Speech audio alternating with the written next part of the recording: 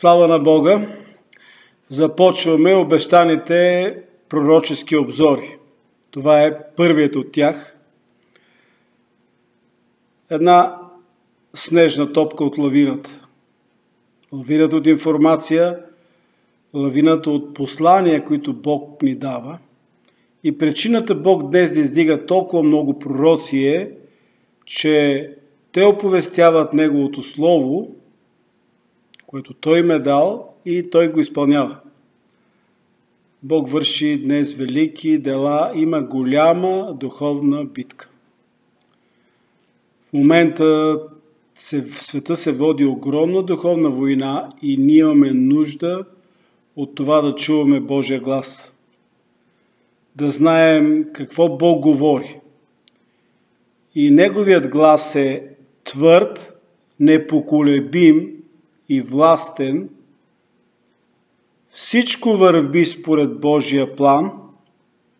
Нека знаем, че това, което изглежда да е по определен начин в света, съвсем не е така. Всичко върви според Божия план, независимо от това какво прави дявола и неговите зли слуги. Ние трябва да уповаваме на Бога, ние трябва да слушаме Неговия глас и да следваме Неговото водителство, защото действително нещата не са така, както изглеждат. Така че ако ние уповаваме на това, което виждаме, което чувстваме и което си мислим, че разбираме, може много лесно да бъдем подведени. В момента с голяма сила работи и злото, и доброто, и днес имаме едно специално послание за вас. Това е обзор, така че аз ще похвана и други послания. На някои от тях ще кажа заглавията само, но те ще бъдат или представени, най-малкото в обзорите ще бъде представено това, което е най-важно, есенцията от тях. Но Бог говори днес чрез много хора и Бог говори следното. Да уповаваме на Него, да разчитаме на Него, да знаем, че Той е в контрол, че Той не ни е оставил и удара, който Той ще нанесе, ще бъде върху нечестивите. Нечестивите ще се опитат да извършат много неща, но те няма да успеят. Трябва обаче да вярваме в Божите пророцтва, които те говорят. Бог ни говори чрез тях, за да имаме пълен мир в сърцата си. Вие видяхте какво стана на един от хавайските острови, Мауи. Къщите и изобщо района на най-бедните на острова или на обикновените хора бяха пряко атакувани с лазерно оръжие. Изгоряха къщи, коли и хора. Изчезнаха деца. Полицията дори е възпрепятствала бягането от района. Доказателства за пряката лазерна атака са видеокадри свидетелски от християни служители. Те показват колата изгоряла, стопена, алуминия станал на прах, т.е. ако докоснеш, той става на прах, ако го докоснеш, а тревата наоколо не особено и съвсем не е изгоряла на някои места. Ако това е пожар, той няма да има избирателна такава способност. Това беше пряка лазерна атака. Някой ми подсказа за причината, повода за това, защото обикновените хора не искали да продават своите имоти и нито една от къщите на богатите хора на острова не е докосната. Къщите на обикновените хора изгорели. От една страна те искат да вземат тези имоти, от друга страна, това, което явно се вижда, е, че те искат да предизвикат смут и объркване и страх в света.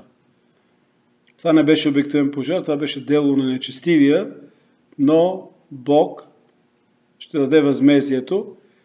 А скоро цялата земя ще види Божията сила и слава. Алилуя!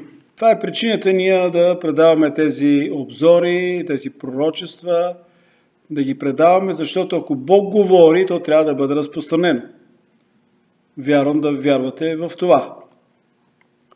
И така, отсред лавината от множество послания, поредните снежни топки, днес ще ви представя пророчеството Стивън Пауъл. То е послание, то съдържа много пророчески елементи, от Ким Клемент от 2008 година. Бях планирал също така Аманта Грейс и посланието Камъните са отвалени, но него направих в отделно специално послание, така че вие може да го видите в канала, в който сте в момента, Светлина в тъмнината. Ще ви кажа някои други заглавия от послания, които ще имаме в обзора. Ще се старая обзора дори и кратък да е всеки ден. Това ще бъде нашето общение, нашата връзка, така по-близка. Самите послания, някои от тях, ще бъдат, някои от посланията споменати в обзора, ще бъдат представени изцяло. Мога също така и ще представям линковете на оригиналните послания на английски език, така че които знаете английски, може да ги гледате и тях. Призовавам ви да гледате и да разпространявате тези послания, тъй като са от Бога и са важни, особено в сегашното време, в което живеем, когато всеки момент в света ще се взриви нещо и дори пророци не знаят за какво точно става дума, както Мойсей не знаеше, че Бог е планирал да потопи армията на фараона в Червено море. Никой не знаеше до последния момент.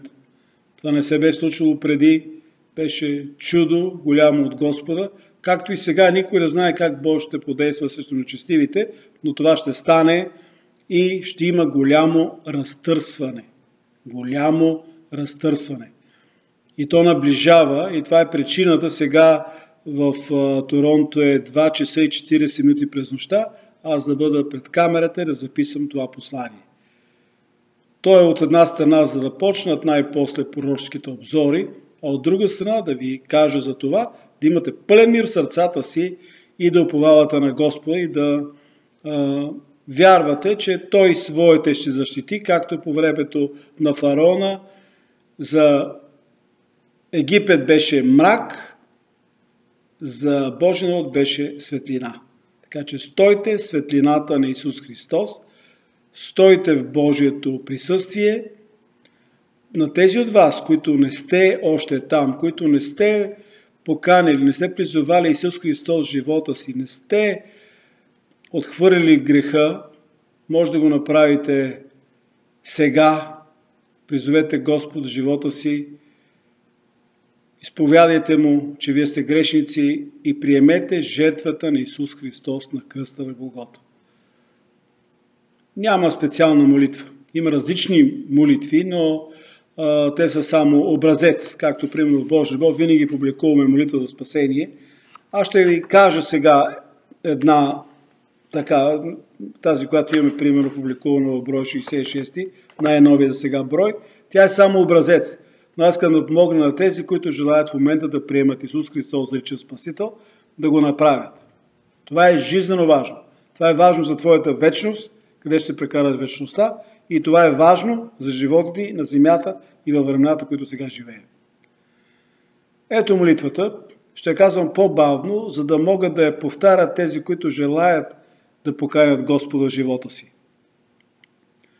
Господи Боже, прости ми, че до днес съм живял в грях и съм вървял по своите пътища. Благодаря Ти, че в Твоята милост Ти ми даде дара на покаяние и днес аз от цялото си сърце се покайвам и Ти посвещавам живота си. Благодаря Ти, че Господ Исус Христос умря на кръста за моите грехове и възкръсна за мое оправдание. Искам от днес да живея за Него и Божието царство. Промени ме, направи ме такъв, какъвто искаш да бъда, и ме води чрез Святия си Дух през всички мои земни дни, докато се прибера от дома при Теб в рая. Копнея живота ми да отдава слава на Твоето име. Амин. Ако вие сте приели Исус Христос като личен Спасител сега, пишете ми. Пишете на имейла, който ви изпратих, или като коментар. Имаме подарък, Божието Слово, за вас. Както разбира се и от списание Божия любов, на което имам благословението да бъда редактор. Главният редактор е Святия Бог. Слава на Бога! Така че сега ще ви представя едно послание от Стивън Пауъл. Слава на Бога, имахме с него пряк контакт. Аз му писах, че възнамерявам да направя публикация в Божия любов. Той благослови. Това е един чудесен Божий служител. Аз винаги представям с няколко думи служителите, от които използваме послания, за да може да се запознаете с тях, освен ако вече не ги познавате. Стивън Пауъл казва: моята жена и аз имаме служение, наречено Lion of Light, или Лъв на светлината.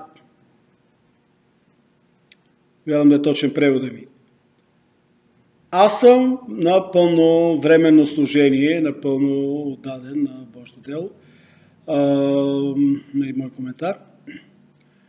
Аз имам привилегията да пътувам. Тук един превод ми беше предложен. Щатен, странстващ възрожденец. Много така интересно казано. Съживител в служенията на този Божий служител, на Стивън Пауъл. Има много чудеса и изцеления и пророчески послания. Стивън Пауъл казва: аз вярвам, че благовестието е сила и че благовестието трябва да бъде служено с него с знамения, които да следват. Благовестието трябва да бъде разпространявано с съпътстващи знамения. Чудеса и знамения. Аз вярвам, казва Стивън Пауъл в неговото изповед на неговия сайт, в авторитета на писанията. Така че аз проповядвам и говоря за истината на Библията, без да се извинявам. Аз вярвам, че всички ние имаме нужда от мъдрост. Затова аз гледам да раста духовно всекидневно в истинските богатства на Божията мъдрост. Знание и разбиране. И полагам усилия да споделям това, което съм научил с моите приятели и последователи. Аз вярвам, че Исус Христос е изцелителят и че Той продължава да изцелява хора по чудесен начин днес. Аз вярвам в силата и важността на пророческото служение.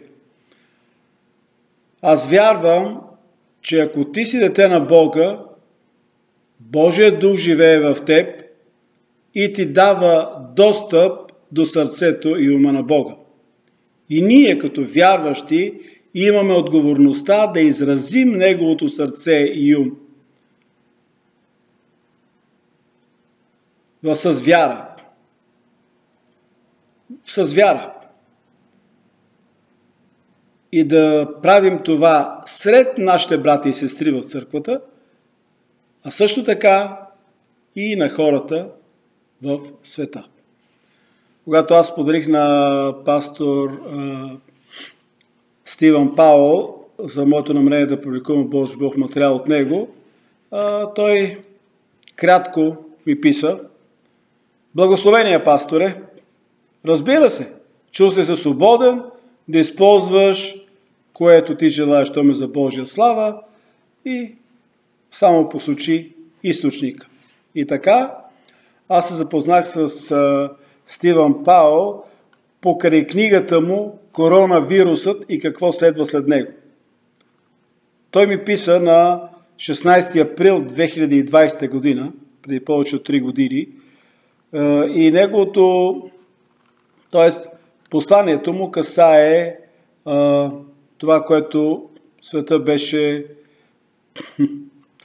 набеден, беше погълнат от коронавируса. Неговата книга съдържа послания за предсказания за коронавируса и какво следва след него.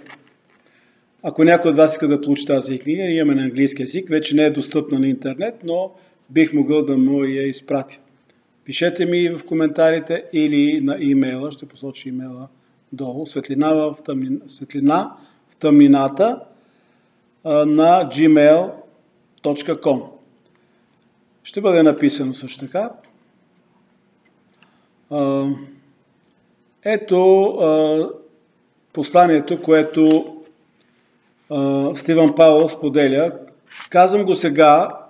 Той е на 20 страница, интересно, 2020 година и на 20 страница от Божия любов. Не съм го планирал специално. Новата ера. Новата ера. Сега сме в нова ера. Не знам колко от вас осъзнават това, но нещата са много по-различни вече, отколкото беше между, примерно, 2010 година до края на 2019. От 2020 година влязахме в нова ера. И ето посланието на пастор Стивън Пауъл. То беше като увод на неговата книга, но аз го използвах като статия, материал в Божия любов, понеже има много голяма сила и разкрива много важни неща. Ние трябва да ги знаем. Трябва да ги знаем. Защото ще ни помогнат да имаме Божия мир в сърцата си. Преди няколко години, казва пастор Стивън, Господ освети в моя календар 2020 година и ми каза, че с настъпването и ще започнат да се случват множество промени. Не знам годината ли е била 2019 или 2018, но всъщност не е 2019, защото пастор Пауъл казва преди няколко години. Тоест, може да бъде и 18, 17, 16. Може би той го споменава в своята книга. Аз нямам тази информация, но няколко години преди това Бог му открива, че с настъпването на 2020 година ще започнат да се случват множество промени. Старата ера ще приключи и ще започне нова, която ще постави началото на нов сезон за църквата, разбира се, за целия свят, и няма да има връщане назад. Няма да има, както шегуваме някой път, било каквото било, от сега нататък каквото беше. Нов сезон, нова ера. Няма връщане назад. Всичко това е планирано от Бога. Сега дявол планира неща, за да вземе неговите служители на земята, неговите слуги, които заедно с него пътуват към ада, към пъкъла. Те бяха планирали този коронавирус още през 2010 година, тогава си искали да го направят, но не са могли, така че го направиха 2020 година. Те го бяха планирали, има доказателства за това в една документална книга от 52 страници, техни документи, които излязаха на бял свят и които показват ясно, че това е било планирано, коронавирусът е бил планиран. Също така, ако видите церемонията на Олимпийските игри в Лондон, годината мисля, че е 2012, там са представени картини от коронавируса. Хора с бели дрехи, с принцовки, болници и така нататък. Дявол иска да убие много хора чрез този вирус. Но не стана. Никога не става това, което дявол е планирал до край. Така и Бог казва на Стивън Пауъл, не ще бъдеш в състояние да вместиш кутия онова, което ще се случи през 2020 година. Сега представете си, той е 2016-2017 година, Бог му каза 2020 година, че той няма да успее да помести в кутия, т.е. да обясни, нали, можеш нещо да разглеждаш, ако той е пред тебе, ти можеш да го изследваш. Когато е надалече, как можеш да го следваш? Бог казва, няма да мога да го сложа в кутия, това, което се случи през 2020 година. Казва, това бяха Божите слова. Никога не би ми дошло на ум, че ще се появи неконтролируем от хората вирус, но то е ясно знамение и предупреждение какво ще се случва занапред. Между другото, те планират други затваряне обществата. Този път френският отговор е но пасаран, няма да стане. И Доналд Тръмп, президентът Доналд Тръмп, обяви и каза, ние няма да се подчиним. И това е призив също така и от канадския пророк Бари Вунш. Не подчинение на тези лъжи. Ние му мръзна да лъжат и да мамят. Искат отново да въведат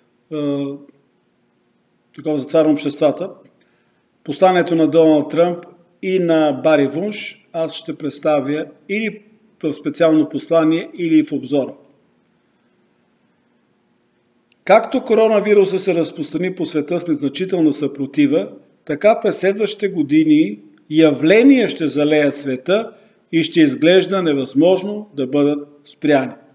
С различни явления, които ще се развиват, ще изглежда, че няма да могат да бъдат спряни.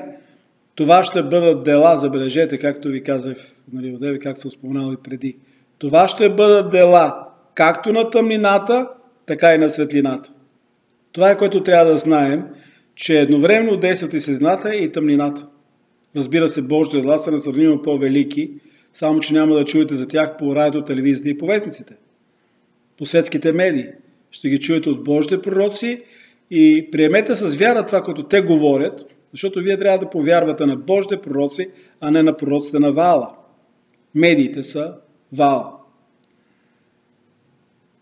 Ще бъдат дела на тъмнината и на светлината едновременно. Сега има хора, християни, които разходват сили, усилия да говорят това, което дявола прави. Това, което дявола планира и по този начин го прати много голям, планина непреодолима. Това са много неправилни, опасни неща. Не трябва да бъде така. Исус Христос не каза, идете по села и градове, разказвайте за силата на дявола и казвайте на хората, че само при мене могат да избягат. Не. Той каза, идете и кажете, че аз умрях на кръста на Голгота за тях и всеки, който повярва, ще бъде спасен. Това ще бъдат дела, тези събития, явления, които ще залеят света. Ще бъдат дела както на тъмнината, така и на светлината. Ще има изключително мощно съживление. Ще има изключително мощно съживление. Разпространяващо се светкавично като пожар. Но едновременно с това, забележете, един човек, който уважавам и съм уважавал в миналото, и съм го читал за пророчески глас, и той може да е, но в момента се отклонил, той и други хора. Те не вярват, не знам дали вие познават такива хора, че ще има съживление. Те не вярват, че ще има съживление. Добре, даже логически погледнато, ще остави ли Бог света да отиде в ада, в пъкъла, без да им даде последен шанс, без да им даде един огромен шанс? Говорим тук чисто логически. Да не говорим за пророчествата, които са толкова много. Толкова много неща Бог е казал, че Той ще изпрати голямо съживление. Много християни вярват в това. Ето, той мой приятел не вярва. Той казва, няма да има никакво съживление. Нещата ще стават все по-зле и по-зле и по-зле, докато дойде Антихриста и ние очакваме всеки момент грабването. И то същия човек, аз не го обвинявам и не го атакувам, сега в момента живее на ученическо място в една ферма, сам там в гората, с жена си. И той не може и да евангелизира. Аз му предложих материали за евангелизация. Аз знам той къде е, но той мисли, че аз не знам. И казва, няма около мене хора, които да раздавам. Как ще има, като се скрит в гората? Защото Христос като дойде, няма да го намери там. Смешни неща. Не трябва да работим за Божието царство. Така ли, да си покриеме всички, да се качиме на Витоша, на Рила, на Пирит, да се скриеме в горите и да оставим нечестивите да върлуват. Не го атакувам, не го обвинявам, но той е в грешка. И знаете ли каква е грешката? Той разпространява информации и във Фейсбук е много активен по тази тема. Аз съм го заглушил, просто получавам информации, но какво да ви кажа? И ги чета. Защото те са съдбата на дявола. Какво дявола е планирал, какво дявола прави, за чиповете, за други неща. Да, тези неща са верни, ще дойде времето за тях, обаче сега е време на църквата, на съживлението, на уповаване на Бога и на вършена дела по Бога и на посвещение на Бога, когато да предадем целия живот на Бога, да се отречем от всеки грях, грях, който в живота ни трябва да бъде оставен, изповядан и оставен. Да не си мислим, че скритите грехове са скрити от Бога, той дявол дори се смее. Нищо не е скрито, всичко ще бъде изявено.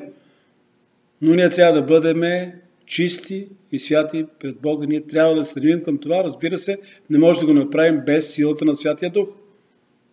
Така че на Божия страна трябва да бъдем.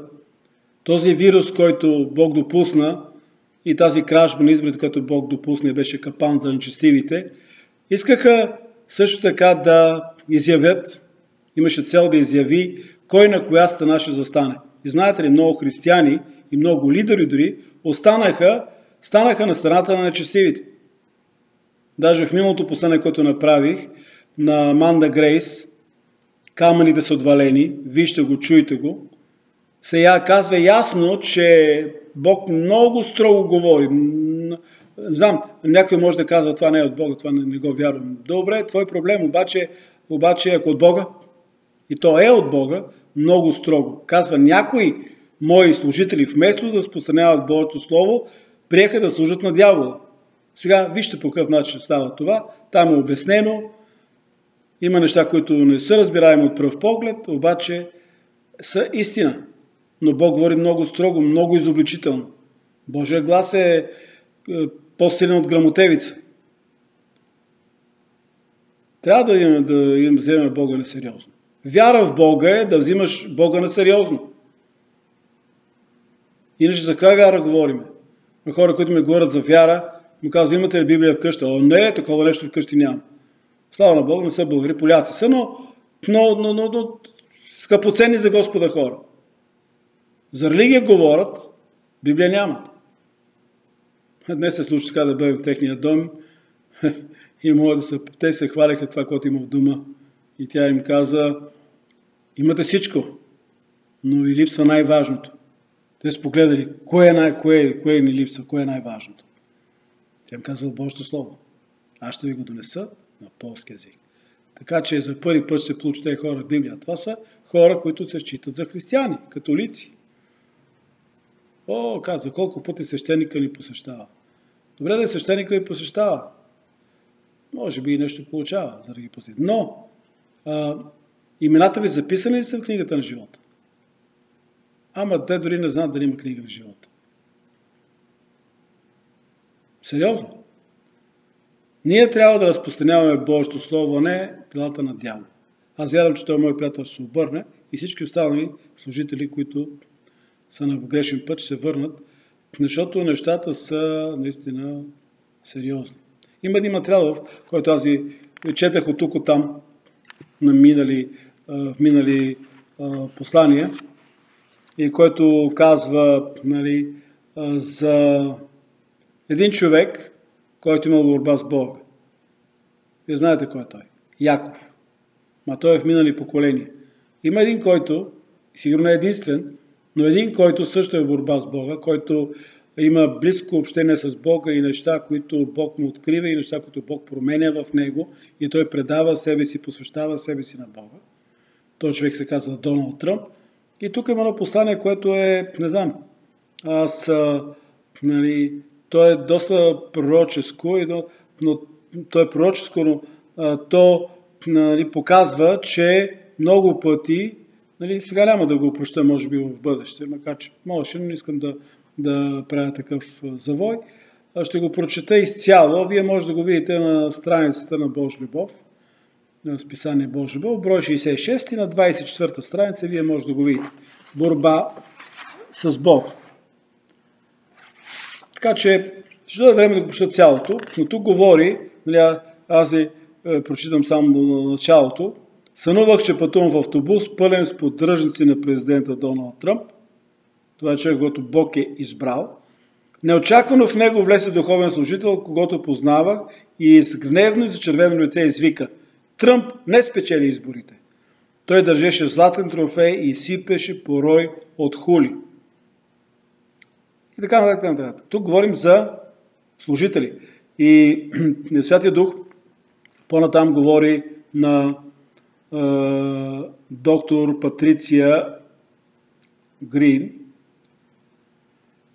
Каза следното нещо.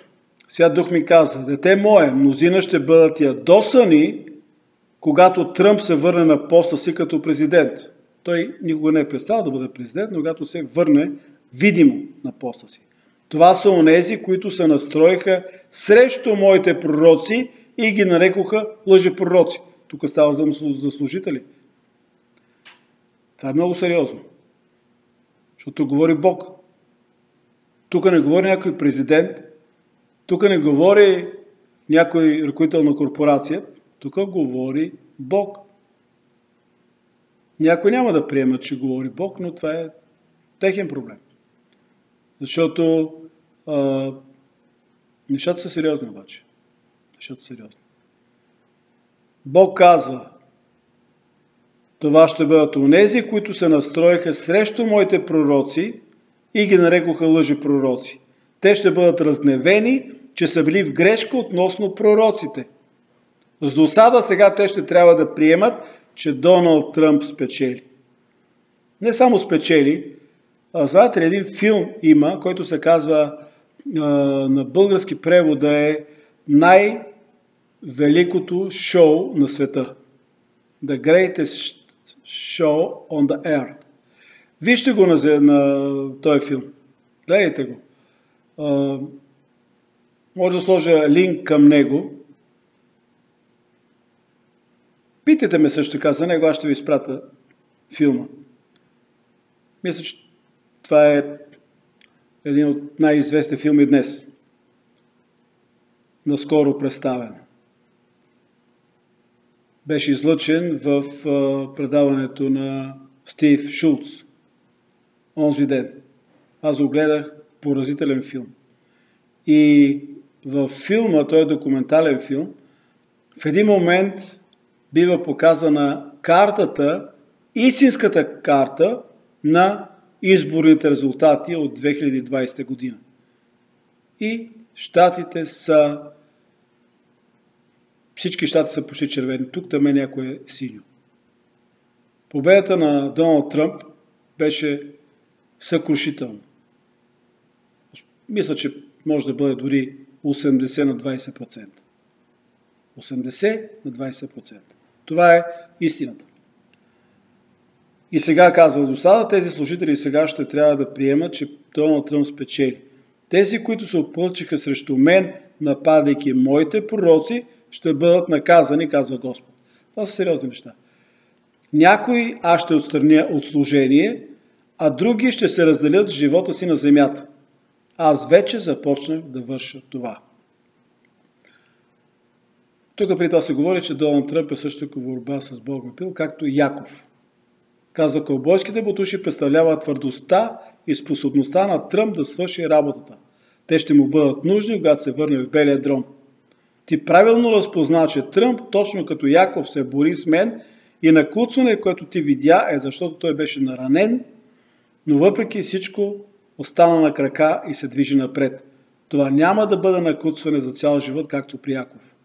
Автобусът с хора са онези, които не се отказаха да отстояват истината, че той спечели изборите и че е моят избран мъж за президент на Съединените щати. Моята стратегия е да го постави обратно в неговия президентски офис.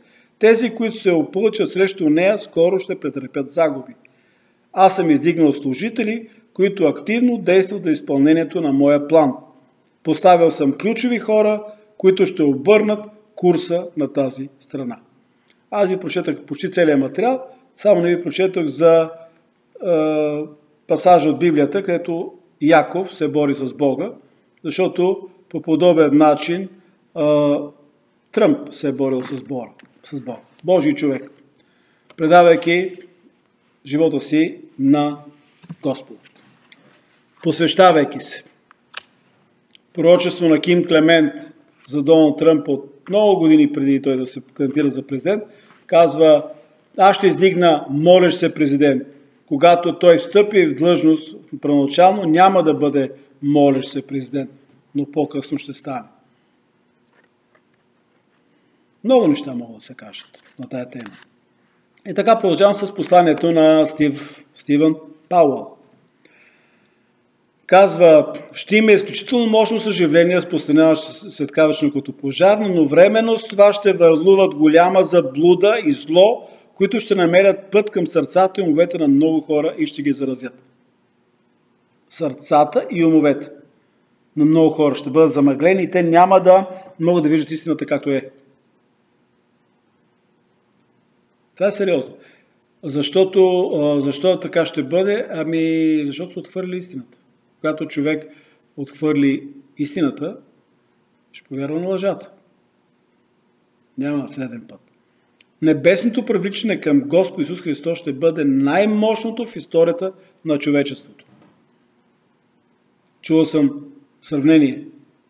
7-кратно по-силно съживление, помазание от това на Азуза Стрит. На Азуза Стрит беше много мощно. 7-кратно по-голямо. Има много свидетелства за това. Дърпането и тласъкът на Господа да се събере тази велика жетва, т.е. битка голяма, ще бъдат толкова огромни и привличащи. За това поколение ще се предостави такава невероятна възможност за спасение, че след като сезонът на прибирането на реколтата приключи, наистина няма да има оправдание за нито един човек, който отхвърли Господа. Заблудата ще бъде толкова силна, че заради своите избрани Бог ще съкрати времето на нейното действие.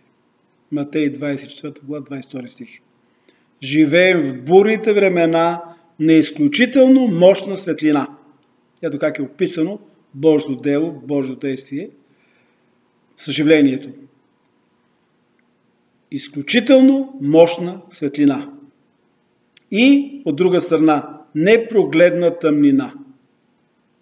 Вижте каква голяма разлика. Изключително мощна светлина. И едновременно с това. Непрогледна тъмнина. Пълен контраст. Както Исаия видя и записа в 60-та глава на своята книга. Отворете и вижте. Тук в списанието аз съм посочил от 1 до 3 стих. Исаия, 60-та глава, от 1 до 3 стих. Господ казва: стани, свети, защото светлина дойде за теб. И славата Господна те осия. Защото ето, тъмнина ще покрие земята и мрак племената, а над тебе ще осияе Господ и славата му ще ти се яви. Народите ще дойдат при светлината ти и царете при бляскавата ти зора. Виждате ли? Какво пише? Тъмнина ще покрие земята и мрак племената, а на тебе ще осияе Господ и славата му ще те се яви. Виждате ли контраст? Това е от Исаия, 60 глава. Сега са дните на последната жетва и ще има пълно съзряване както на житото, така и на нежеланите неща. Матей, 13 глава, от 24 до 52 стих. Бог предварително оповести на пророците си идването на този вирус, края му и как да се подготвим, за да продължим напред. Господ говори за възраждането, събуждането и реколтата, въпреки царящия около нас хаос. Знаете, точно в момента, съжалението вече е започнало, макар и невидимо, Господ говори за възраждане, събуждане и реколта, въпреки царящия наоколо хаос. Какво е в момента? Близо е до хаос в света. Много ужасни неща стават. Безпокойствие и страх. Сред тях много хора се спасяват. Много хора призовават Христос Спасител. Видях вчера видео на водно кръщение. Вие го виждате на моята стена в Фейсбук. Кирил Попов. И видях неизброимо число хора, облечени в бяло за водно кръщение. Това са хора, приели Исус Христос за личен Спасител и сега посвещавайки живота си в водно кръщение и след това, разбира се, ще търсят кръщението в Святия Дух. Не е съвпадение, че точно когато преминавахме през прага на 2020 година, светът бе разтърсвен от COVID-19. В същото време обаче Бог извърши, продължава да върши изключителни и велики дела. Ето това е, което трябва да разпространяваме. И приятелят, за който ви споменах, трябва да прави това. Да разпространява за великите Божии дела, които Църквата Христова никога не трябва да забравя. Точно сега Бог върши велики дела. Това, което ще дойде, ще бъде разтърсващо и целият свят ще познае, че Господ е Бог. Господ говори и потвърди думите си на дело. Той силно и ясно даде на своите чада да разберат, че не всичко е обречено и мрачно, но същите тези думи имаха за цел да доведат и до отрезвяване за истината и раждането в сърцата на хората на копнеж за свят и праведен живот. Това е материала на Стивън Паул за новата ера. В тази връзка е и от миналия брой, 65-ти, който е посветен на покаянието, на един Божий пророк от Норвегия, когато Бог изпрати на 3 пъти в България да се моли и да пости по 40 дни за съжалението на България. Не знам колко българи, колко от нас, всеки случай аз не съм един от тях, са се молили 3 пъти по 40 дни в пост и молитва за България, за съжалението. Обаче пророк Дъглас Лили го направи. И аз взех с него едно интервю преди време, доста дълго интервю, така че имам много материали за публикация. И аз го питам, навлязахме в нова година и ново десетилетие. Някои християни казват, че то е напълно различно от предишното и навлизаме в нова ера. Разбира се, тук аз имам предвид и Стивън Паул и много други, които говорят за тази нова ера.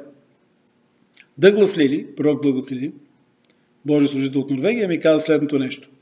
От самото начало се видя, че 2020 година е много специална и настъпва някаква промяна. Имах вътрешното чувство, че нещо ще се случи още през януари, може би защото отделя много време за молитва и поради факта, че с мен беше споделено едно видение. По-младият от 2 еврейски родни братя, много дадени на Бога, Божии пророци, имал сън, по-младият от тези брати имал сън, в който числото 19 му се явило много пъти. Той ме попита, какво според теб означава това? Нямах представа, но когато годината започна с проблема COVID-19, аз разбрах, че Бог му е показвал китайския вирус, чието разпространение започнало още през 2019 година. Това е духовен знак. Икономиката на Америка вървеше много добре и изведнъж бедствие и контрол заляха света. Врагът не успя да навреди на Америка с обвинението си към Доналд Тръмп, че е руски шпионин и беше много ядосан. Поредната му стъпка беше да изпрати този вирус. Вярвам, че сега Бог задвижва нациите поради случилото се в Америка и по-голямата част от света. Тази година е много драматична и важна, ако изборът се води иска война. Точно така. Вируса и изборите бяха свързани. Това е. Целият материал може да прочетете в Божия любов 65. Все още можем да го изпратим и в печатен вариант. Имаме от него. Пишете ни, ще го получите. Материалът се казва Сблъсък с мрак. Има и други неща, които пророк Дългоцелив споделя. Има и други материали от него, от предни броеве, ще има и в следващи броеве. Това, което Святи Дух ми поведе да направя. Също на друго интервю бях взел от американски пророк, който също, част от него, първата част беше в този последен най-нов брой, 66. Аз съм ви споменал за този материал. Той тук говори за това, че времето за кръволичене свърши. Неговото име е Джошуа Даниелс. Последно време беше в Чикаго. Аз там го срещнах и там разговаряхме. Интервюто ни продължи 2 часа, 1 минута и 12 секунди. Той каза, че дори тези цифри са знаменателни. Така че от интервю от 2 часа има много материали за Божия любов. И ги публикувам наведнъж, трябва да издам книга. И така, Бог е на трона, Бог управлява. Това ви споменах ви за двама президенти. Сега, това е в... ще видя в коя страна на Божия любов, но ето го тук. 66-ти брой, най-новия брой. И двата броя са на страницата на Божия любов.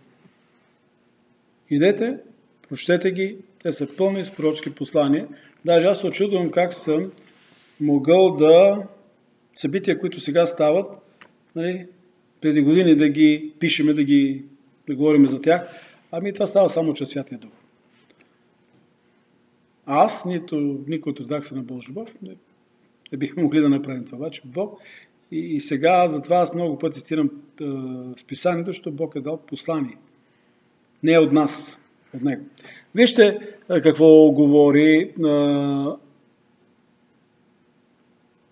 Ким Клемент, пророк.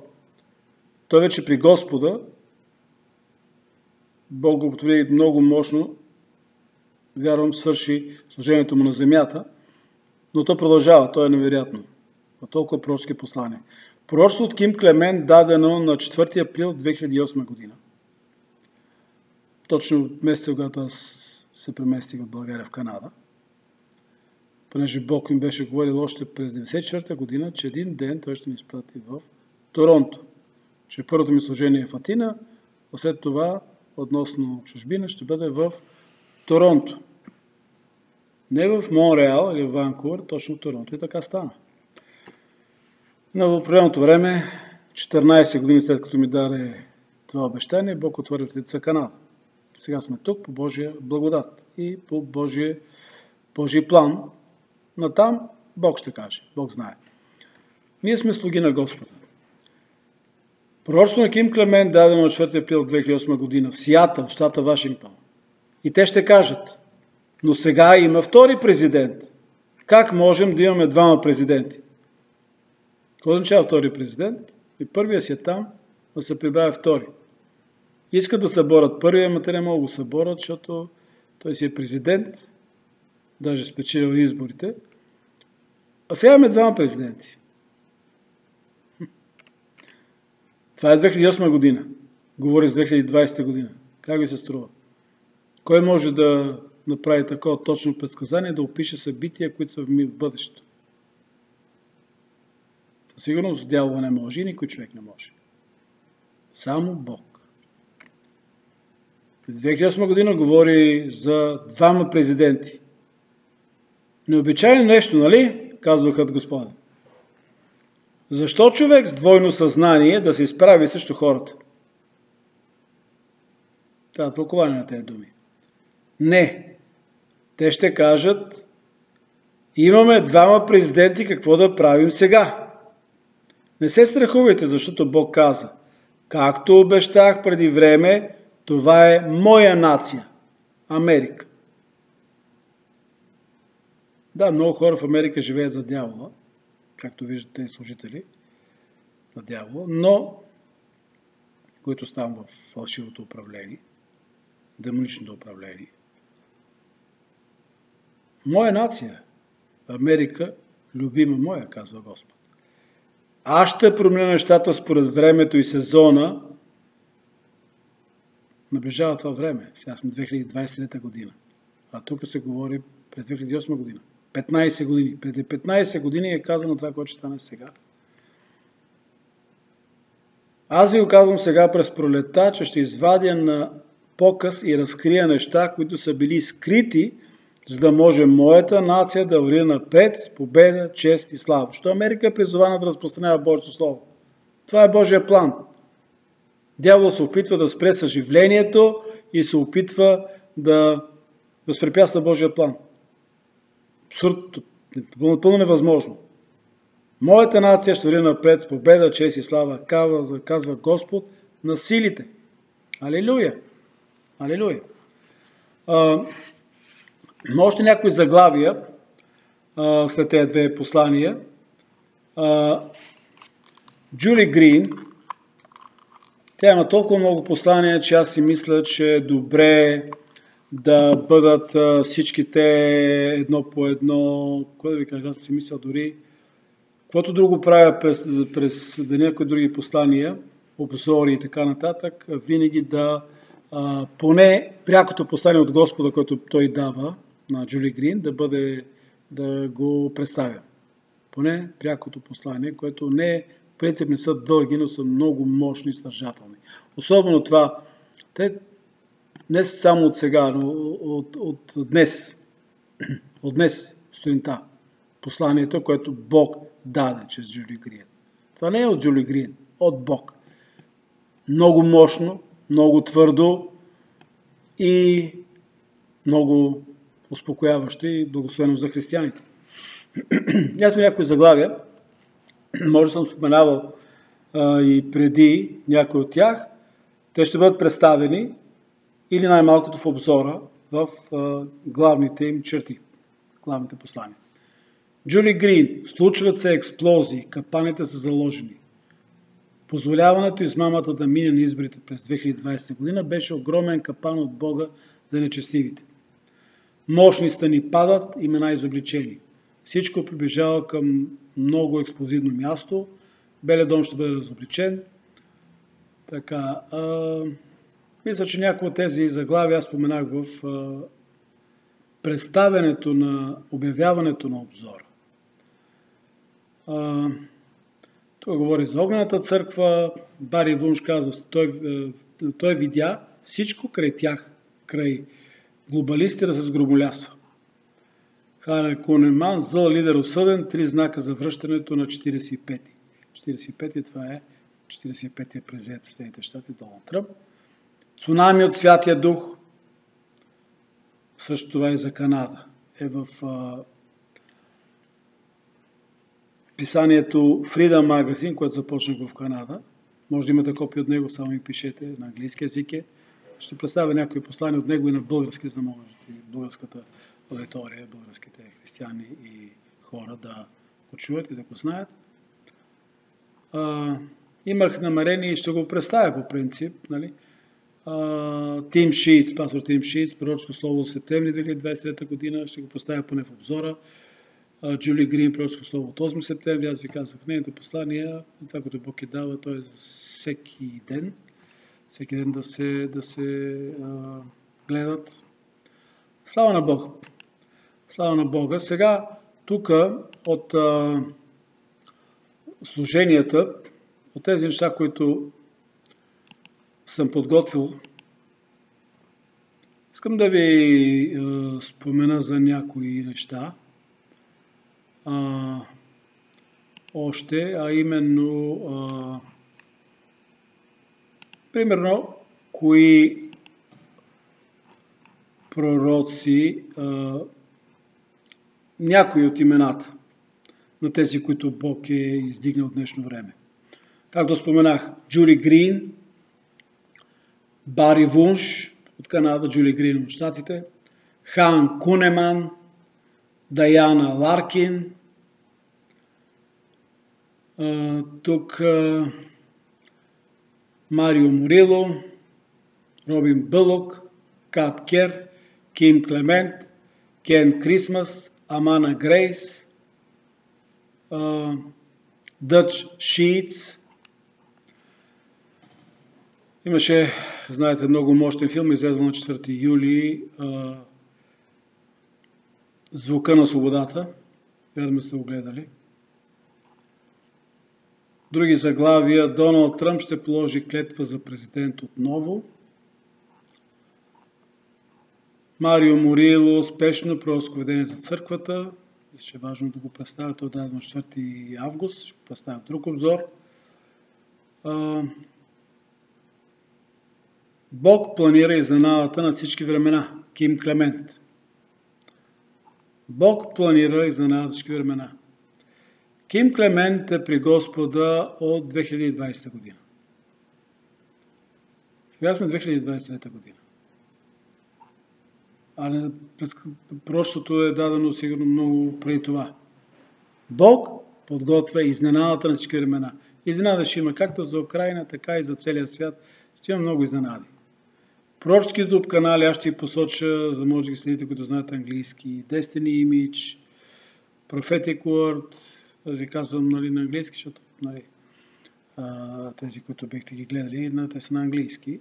Че вие ще се ориентирате. Ким Клемент, Voice of Revival. И така, аз още не съм завършил списъка, ще ви го предам. Ще има и лични послания, които са за християните, за техната обхода в Божия дом и в живота. Като непростителността. Има и друг материал, който имам на сърце да направи. То е относно християнското обличане. И заглавието, което съм си поставил тук, поне за сега работно заглавие, е дрехите са за покриване. Мисля, че това послание ще помогне на много хора да разберат как сме повлияни от света. Защото в днешно време на много християни, много църкви ни прави впечатление, че че живеят като света. Даже наскоро бях чел в болестта на Лаодикия. Днешно време. Живееш като света, мириш като света, държиш се като света, всичко правиш като света и накрая и си мислиш, че си християнин. Тоест, заблудата на Аушвиц и на лагерите на смъртта за евреите не е толкова голяма. Тя е ужасна, защото умирането в газови камери. Те ги лъжиха, че ще се къпят, а всъщност им пускаха газ и ги убиваха. С много тежка смърт. Но най-голямата смърт, най-голямата трагедия би била някой да си мисли, че е християнин и да отиде в ада, в пъкъла. Едно чудесно заглавие от Амана Грейс, пророческо слово, започнах да го превеждам, но още не съм го завършил. Атаката ще бъде разобличена. Има нещо, което дявол се опитва днешно сега да направи, което да бъде по-голямо от атаката срещу Световния търговски център в Ню Йорк на 11 септември 2001 година. Нещо по-голямо е било замислено и то ще бъде осуетено и изобличено. И така, днес това е първи обзор, началото на обзорите и слагам край на първи обзор. Разбира се, изобщо не мога да говоря за изчерпателно събитията или заглавията, но ще продължим с втори обзор и молете се, подкрепяйте ме всичко, което можете, да може тези обзори и специални послания да бъдат всеки ден. Бог с вас!